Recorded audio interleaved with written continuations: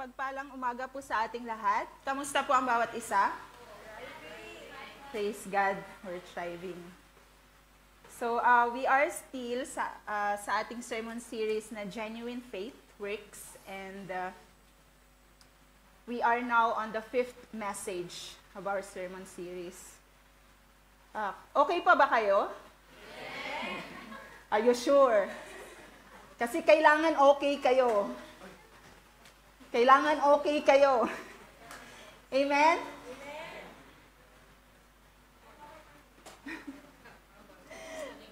Ako okay lang. Praise the Lord.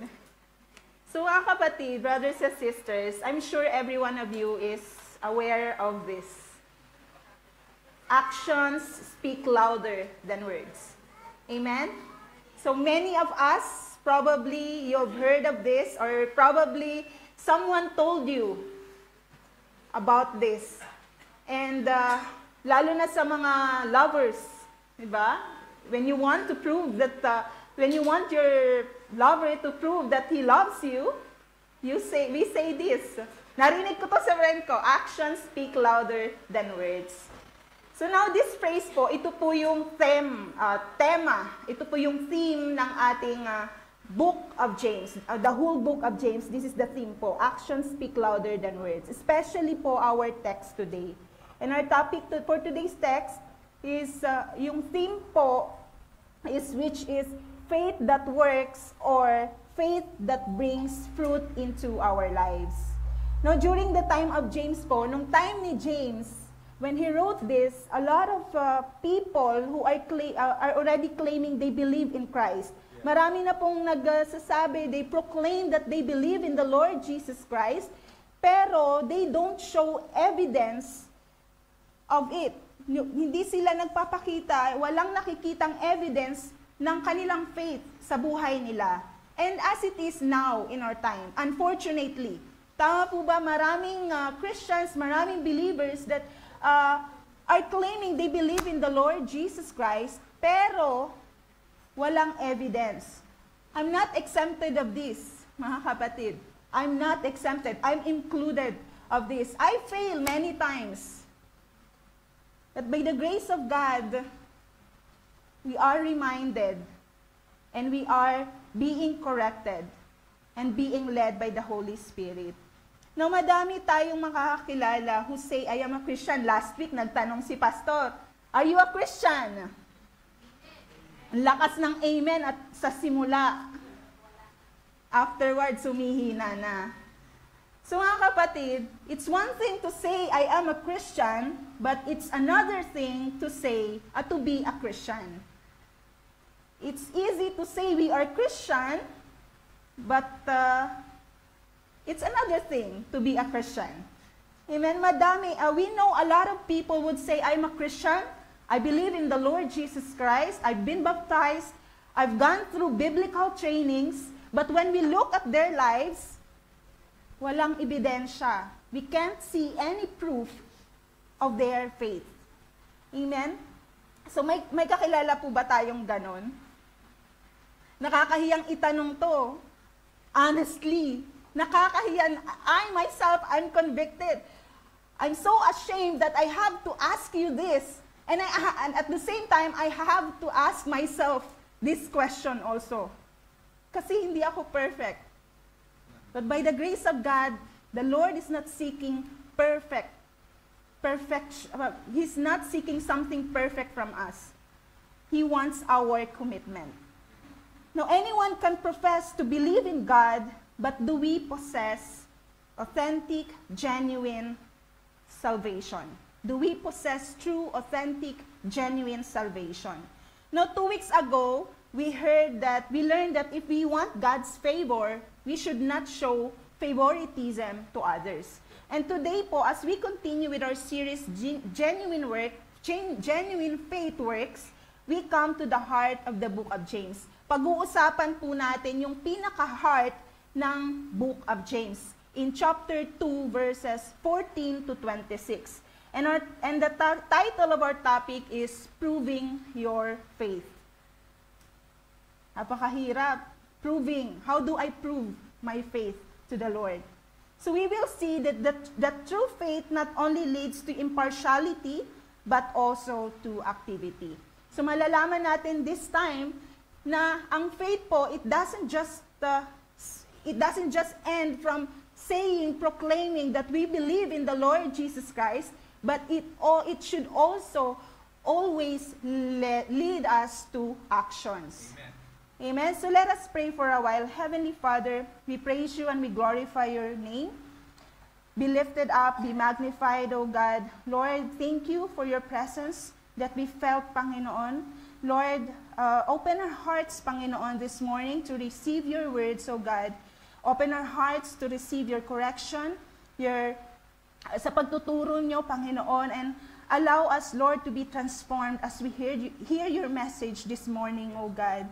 And I pray, Lord God, na none of us will back out kung na-convict kami, Lord God. Give us, Lord, a sensitive heart and a heart that is obedient to you, O Lord. Thank you, Jesus. We love you. We glorify your name. In Jesus' name, amen. Now tayo po mga kapatid, when we want to prove something, we do something. Pag mayroon tayong gustong patunayan sa buhay, ginagawa natin lahat to prove its essence. Para mapatunayan natin yung gusto nating patunayan. Di nga ba sa mga mag-asawa, if you want to prove that you love your wife, you do everything for your wife to trust you that you love her. Ganon din sa asawang babae. Diba? In our jobs, we do extra effort to prove to our employers that we are worthy dun sa position na inoffer nila sa atin. Amen? So sabi nga, proving something, we need to establish its truth and validity using evidence or logical reasoning. So, proving something, it will involve evidence, presenting evidence, logical steps to support the claim. Naalala ko lang in my previous company, I used to investigate customer complaints. And sometimes, I receive food poisoning complaints. And part of my job is to investigate, to gather evidence to prove na yung claim ng customer is actually valid or not. So that's what I do in my previous job. Now, question is, what if the Lord Jesus Christ is in front of us right now, investigating, asking for evidence of our Christianity? And He asks us, can you prove your faith to Jesus? Let us internalize this question, mga kapatid. Paano kung ang Panginoong Jesus nasa harap natin right now and He is asking for evidence of our faith? Ilang evidence kaya ang kaya nating i-present? Ilang evidence kaya ang kaya nating ipakita or ilahad sa Panginoon to prove that we are faithful to the Lord? Ang hirap, di ba? So if we say, next question daw. So, to say, if we claim we are Christian, to prove it, we have to present an evidence. Kailangan may nakikitang evidence sa buhay natin that we are truly a believer of Christ. And believe me or not, mga kapatid, proving our Christianity, it takes a lifelong presentation of evidence. Hindi po ito one-time show. Today, I'm okay, I will go to church, I will do whatever God asks me to do. And tomorrow, dahil wala tayo sa mood, we are not in the mood, ayoko, manonood na lang ako. Punta ako ng mall to boost my mood. So, hindi po ito one-time show. Proving our faith, it's not a one-time show. It's a lifelong process. As long as we live, as long as we are in the world, if we claim we are Christian, we have to prove that we are Christians. Amen? So this morning po, brace yourselves. We will examine, we will investigate ourselves. Iimbestigahan natin ang ating mga sarili to see if we really are a believer of Christ and if our faith is real. And hopefully, this will help us identify the areas of our life that really need to be fixed. na kailangan nating ayusin. Amen? So, brace yourselves mga kapatid at magiging investigador tayo ngayon. Amen? So, in our scripture po, in verses 14 to 26 ng chapter 2 ng book of James, faith, yung word na faith is used 11 times. 11 times po siyang na-mention, and it's used in at least 3 different ways. Ginamit siya in 3 different ways. So, hihimay-himayin po natin yung ating key verses. The first is superficial faith from verses 14 to 17, sentimental faith from verses 18 to 19, saving faith from verses 20 to 26. So let's start. Simulan na nating mag-imbestiga. Now in verse 14, James begin with 2 questions. What good is it, brothers, my brethren, if someone says he has faith but does not have works? Can that faith save him? Now mga kapatid, if you are going to internalize that, what do you think is James trying to imply? Ano kaya yung gustong iparating ni James dyan? So James he's actually saying, anong advantage ng faith natin kung hindi naman ito nakikita if it doesn't have works? He is basically asking, what advantage of saying we have faith if it doesn't show in our works? Can that faith save us? May follow-up question pa siya. Can that faith save us? Now once again, James asks a tough question to show na dapat our talk must affect our walk. Amen? Our talk, kung ano man sinasabi natin, if we claim we are Christian, it should affect our walk. And then James po, in verses 15 to 16, he gave an unforgettable example. Nagbigay po siya ng unforgettable example dyan. Basahin natin, if a brother or sister is naked and destitute of daily food, and one of you says to them, depart in peace, be warmed and filled, but you do not give them the things which are needed for the body, what does it profit? Thus, also faith by itself, if it does not have works, is dead. So, let us notice this mga kapatid. Yung binigay na example ni James, it's as if na parang sinasabi niya, katulad ng example na binigay ng isang pastor. So, parang ganito kasi yan para maintindihan natin. So, pumunta tayo ng Pizza Hut. Okay, pumunta ka ng Pizza Hut, umorder ka ng pizza, ng Hawaiian or pepperoni pizza or kung ano mang pizza yung gusto mo. For take away. So, niready yung order mo, tapos nung nakuha mo na yung order mo, lumabas ka na, pauwi ka na. And then nakita mo yung kapatiran na mukhang wala pang, hindi pa siya kumain, tapos yung damit niya, ang tadyan punit-punit, na parang pulube.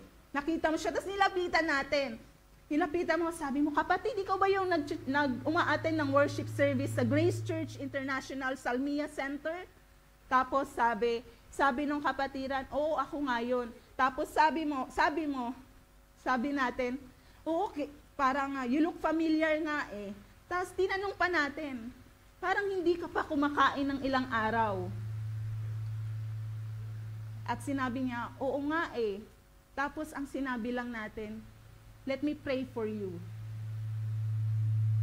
Si mga kapatid, do you see the essence? Alam natin, tinanong pa natin yung kapatid na parang hindi pa siya kumain for a very long day, for how many days, tapos ang sinabi lang natin, let me pray for you. Pero hindi natin siya tinulungan kung ano talaga yung kailangan niya at that time. So parang ganun po yan. Notice that this, sa example na binigay ni James, this is a fellow believer who has no food or clothing, and James make it personal, and one of us says, go in peace. The wish for this brother or sister to be warm and filled with food is not only empty. It reveals a dead faith. Yes, it's good na pinag-pray natin yung kapatid na yon, but it was dead, it was empty.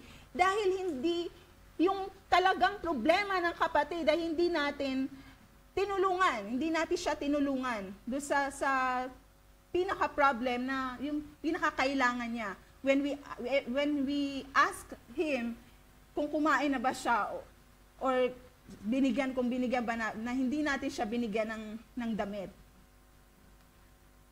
So ano nga ba ang superficial faith? Intindihin natin ano nga ba yung superficial faith. It's a belief in God or in the Christian message that is shallow or external or not rooted in true transformation or trust. It may look like faith on the outside, but it lacks genuine substance, commitment, or spiritual fruit. So, ang superficial faith po, it may look like faith in the outside. Pero wala siyang substance, wala siyang commitment, wala siyang spiritual fruit. Probably, attend ng worship service, that's good. Pero walang nakikitang fruit sa atin. No, mga kapatid, we can't talk if we're not willing to walk it. Workless faith is worthless faith. Amen? Makikita din po natin to,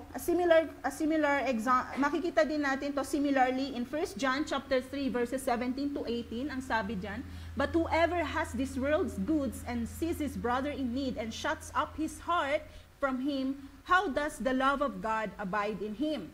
My little children, let us not love in word or in tongue, but in deed and in truth. Amen? So this means, mga kapatid, that a faith that does not lead to action is lifeless. The word dead, dun sa verse 17 ng chapter 2 ng James, sabi doon, kung ang ating faith is not fruitful, it's dead. So this means, mga kapatid, the word dead is necros, meaning corpse. Ang corpse ay bangkay? Yeah, bangkay. So kung ang faith natin hindi namumunga, that means it's dead. Bangkay yung faith natin. Now, segue lang tayo ng konti. Maybe this made us confused kasi in our previous sermon series, in the book of Galatians, di ba nagkaroon tayo ng sermon series recently lang, in the book of Galatians, na sabi, we repeatedly heard of this, that Christians or true believers are saved by grace through faith alone. And now, sa ating sermon series, James seems to say we must have faith plus works in order to be saved. Huwag po tayong ma-confuse doon, brothers and sisters. What James is teaching us right now sa genuine faith works is that how one man is made right before a holy God. That means that saving faith should lead to fruitfulness. This has been mentioned from last week's sermon ni Pastor. So hindi po contradictory ang sinulat ni Paul, ang book of Galatians, at ang sinulat ni James sa book of James. Hindi po sila contradictory, but they complement.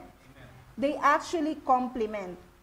So sa insight nga na binigay ni Stephen Cole, kapag babasahin po natin yung book of Galatians and book of James, let us understand the particular problem. Kung ano yung problem na ina-address ni Paul at ni James. So Paul is dealing with the error of outward work to faith alone for salvation. Yan po yung problem na ina-address ni Paul in the book of Galatians. Now in the book of James po, ang kino-confront ni James is those who profess to believe in Christ but did not have fruit to show it. That's the two different problems na dinideal ni Paul in the book of Galatians and ni James in the book of James. So, for us to not be confused, let us understand that problem. And then itong si Paul, he stresses that the root of salvation, and that is faith alone through Christ. And itong si James po, ang ini-emphasize niya is fruit after salvation. Yes, post-salvation. Now, salvation is, we are saved by grace alone, through faith alone, in Christ alone. Na, clear po ba yon? Salvation is by grace alone, through faith alone, in Christ alone. But good works prove our faith is genuine. It's our good works that will prove that our faith is genuine. Totoo. So Paul emphasizes the priority of faith while James focuses on the proof of faith. Now, ulitin po natin, we are not saved by works, but saved people do God's work. Sabi nga ni Paul in 1 Thessalonians chapter 1, verses 2 to 3, we give thanks to God always for you all, making mention of you in our prayers, remembering without ceasing your work of faith, labor of love, and patience of hope in our Lord Jesus Christ, in the sight of our God and Father. Now, we are not justified, once again, we are not justified by faith plus works, but by a faith that works. So faith must always demonstrate itself in action. Dapat po yung pananampalataya natin, yung faith natin sa Panginoong Jesus, it should always demonstrate in action. We don't work, ulit-ulitin ko to para maalala natin. We don't work in order to be saved. We work because we are saved. Amen? And Paul said it this way in Titus chapter 2 verse 14, who gave himself for us to redeem us from all lawlessness and to purify for himself a people for his own possession who are zealous for good works. And he adds in Titus chapter 3 verse 8, the saying is trustworthy. This is a faithful saying, and these things I want you to affirm constantly, that those who have believed in God should be careful to maintain good works. These things are good and profitable to men. So let us be clear, mga kapatid, we don't add actions to our faith in order to be saved. Our actions doesn't add up to our salvation. But saving faith will express itself in action. Amen. Now let's proceed to the second one, sentimental faith. Let's understand first kung ano ang sentimental faith. Sentimental faith is a kind of belief in God or Christianity that is based more on feelings, emotion, or nostalgia than on truth, conviction, or commitment. So, ang sentimental faith po, it is based only in our emotions. Nakabase lang sa emotion natin. It is often has affection for the idea of faith or Christianity, Christian culture, but lacks obedience, perseverance, and depth. So, think of it, yung sentimental faith, think of it as a faith of feelings. So probably, kung ito ang meron tayo, we would have say, maaaring sabihin natin, I believe in God because it makes me feel good. Or, I love the atmosphere at church, kaya nag-a-attend ako ng worship service. Or we would say, my free lunch sa church, kaya attend ako sa church, ng worship service. Or maybe we would say, Christianity gives me peace when I'm sad. Or probably we will say, Jesus is comforting, pero kapag china-challenge na tayo ng Panginoong Jesus, wala na. Back out na. So kung meron po tayo niyan, probably we are, based on our emotions lang, kapag okay tayo ngayon, on fire. But if someone offended us, wala na. Nakaka-relate ata. Relate, di ba? So, ang sentimental faith po, it is warm, comforting, and often emotionally sincere. Kung meron tayo nitong klaseng faith na to, we are emotionally sincere. But it lacks spiritual surrender. It doesn't have spiritual surrender. It is not committed to following Jesus no matter what. So, alalahanin po natin. I-check natin ang sarili natin. Sabi ko nga, we will investigate ourselves, di ba? So, if we have this faith, That means we are not committed to following the Lord Jesus Christ no matter what happens. Amen? In James 18-19, James wrote, "But someone will say, 'You have faith and I have works. Show me your faith without your works, and I will show you my faith by my works.' You believe that there is one God. You believe, you do well. Even the demons believe and tremble." So sabi ni James in the earlier verses, sentimental faith that does not express itself in action is dead faith. Ngayon, si James, he goes further.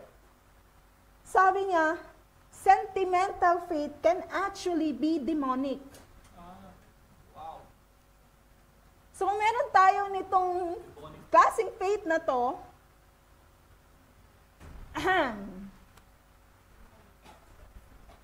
so James, what actually James is inviting us here is we should learn something from this. Sabi niya, we believe on one God. We believe in Deuteronomy chapter 6 verse 4, "Hear, O Israel, the Lord our God, the Lord is one." That's good that we believe in the Lord Jesus Christ. That's good. Meron tayong solid Orthodox creed. Kapag sinabi pong Orthodox, they have a strong belief. Beliefs lang.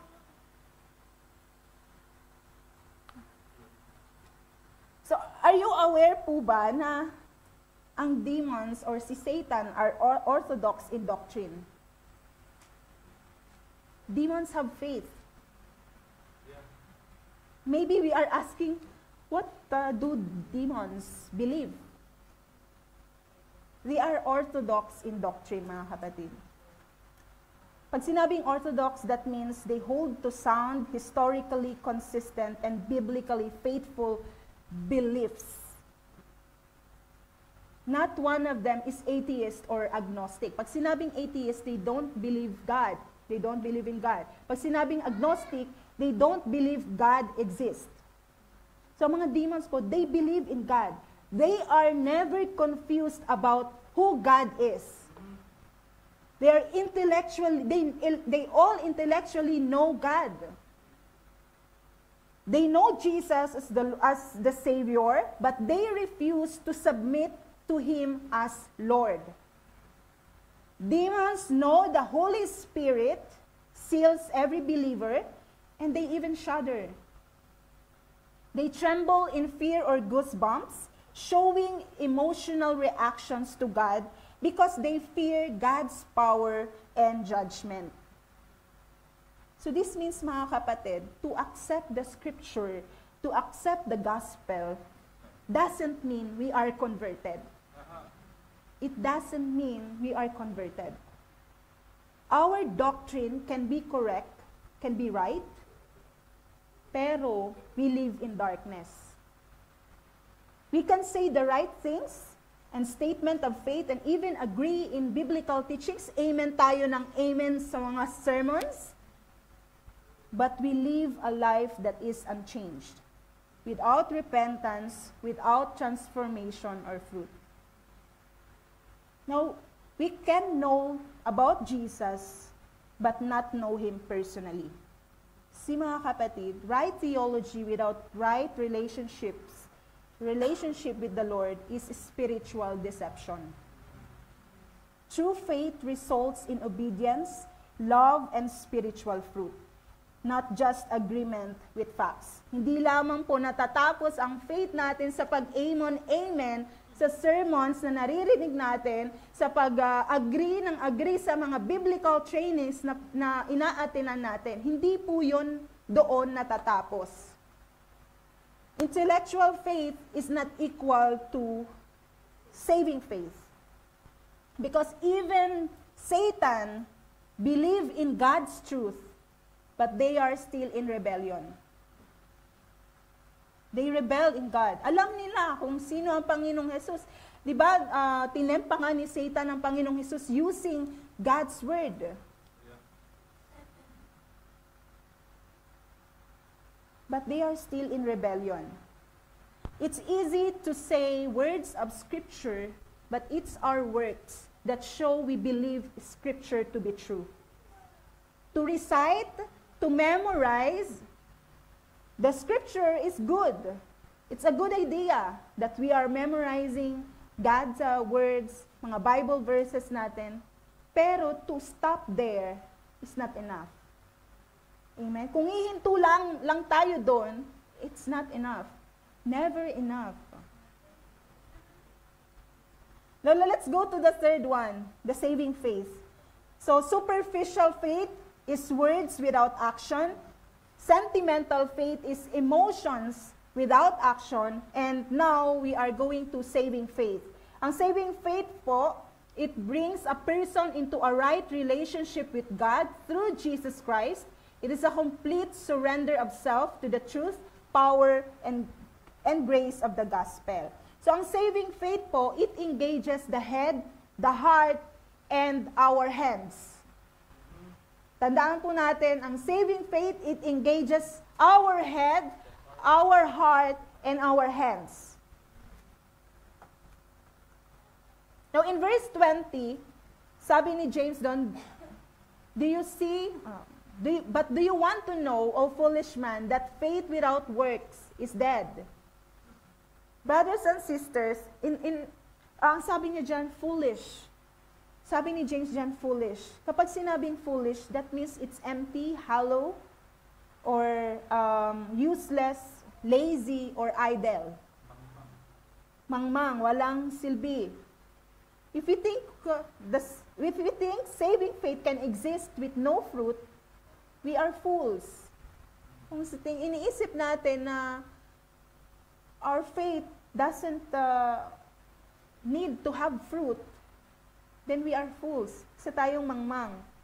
Now, after that, James gave an example again.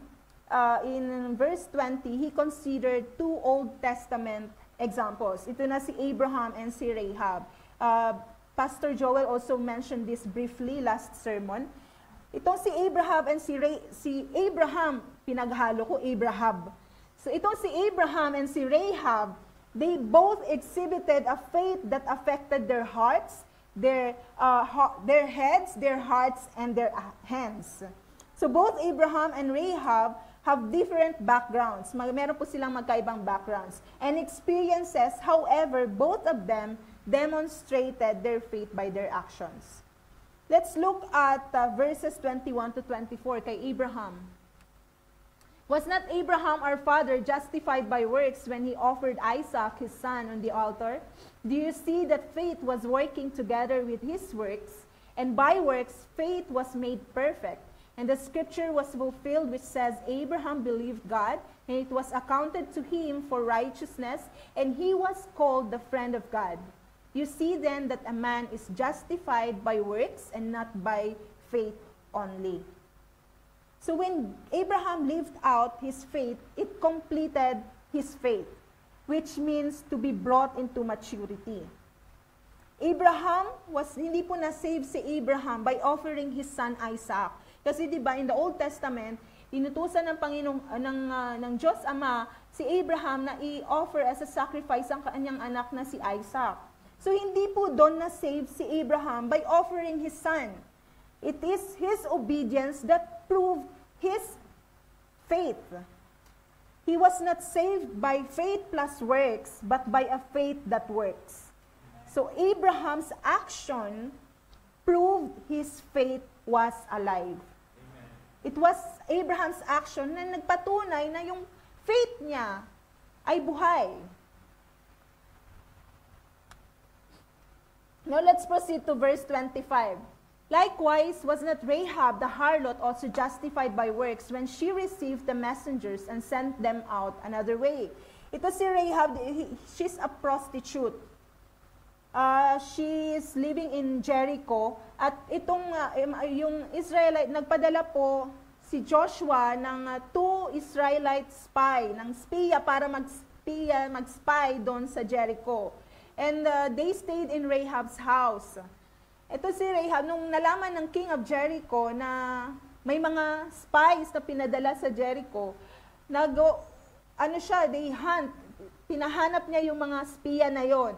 And then itong si Rahab, itinago niya yung dalawang spiya na yon. And she gave them yung escapeway para makatakas sila. Escapeway. No, para makatakas sila.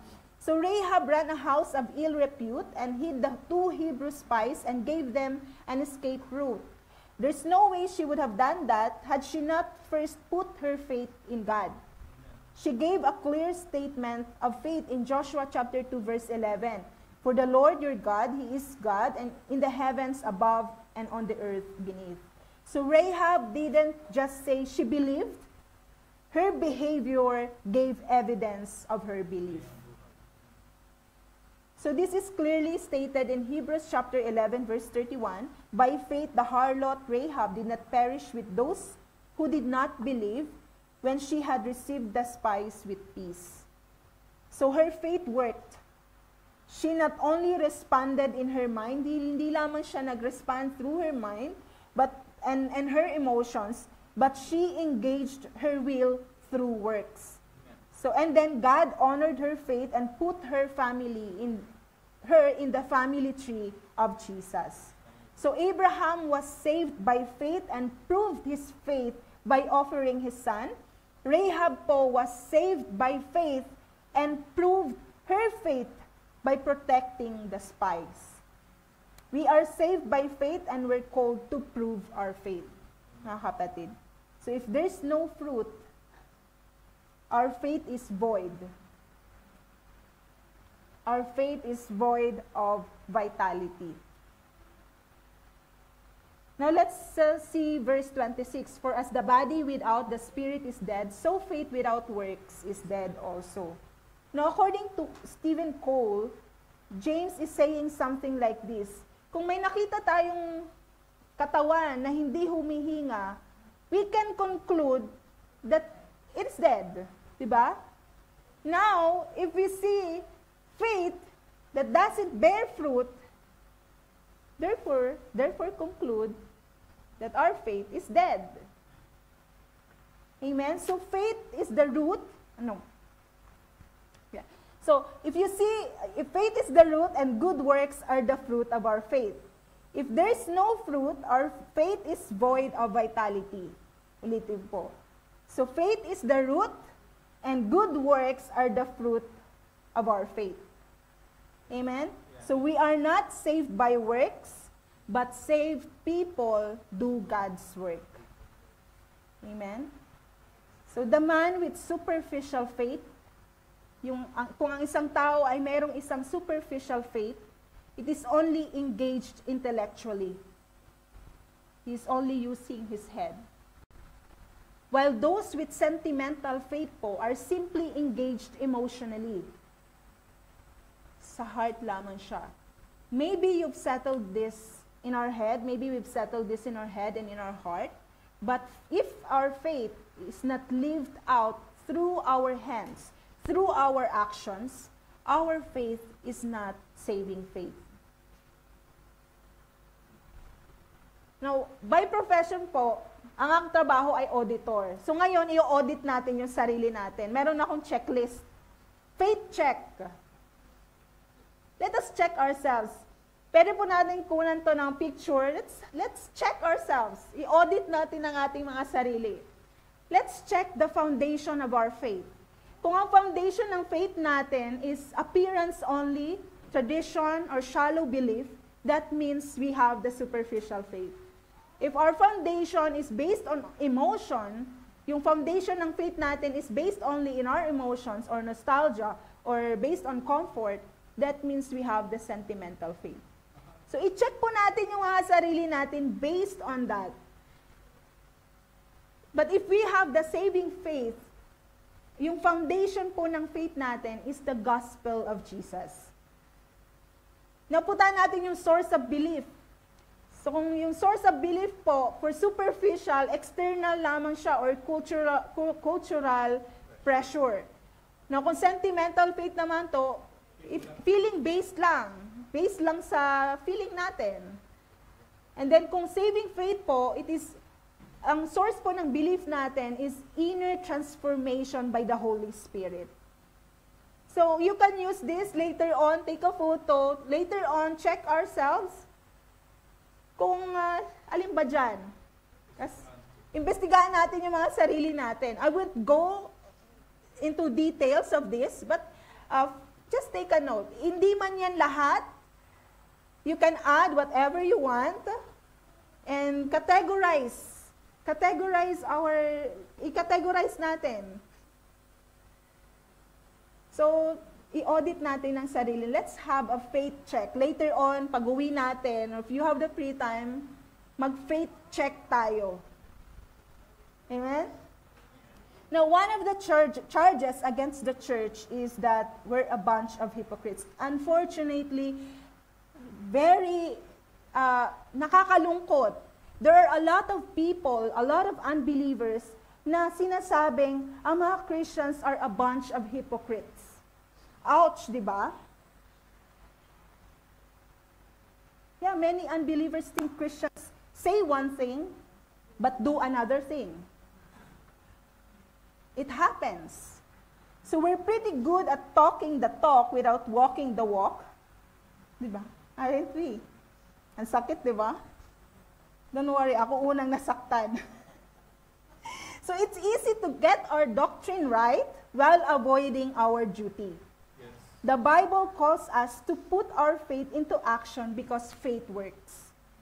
Let us ask God to grow us in humility and the awareness that we are not immune. Sabi nga sa 1 Corinthians chapter 10 verse 12, therefore let anyone who thinks that he stands take heed lest he fall. Now let's personalize this, mga kapatid. Believe and respond willingly. Believe.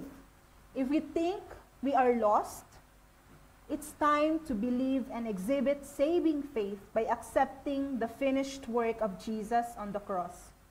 It's not enough to just believe intellectually or feel something emotionally.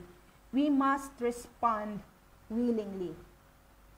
Maybe we think we are Christian, but it may be our faith is simply surfacey, shallow lang.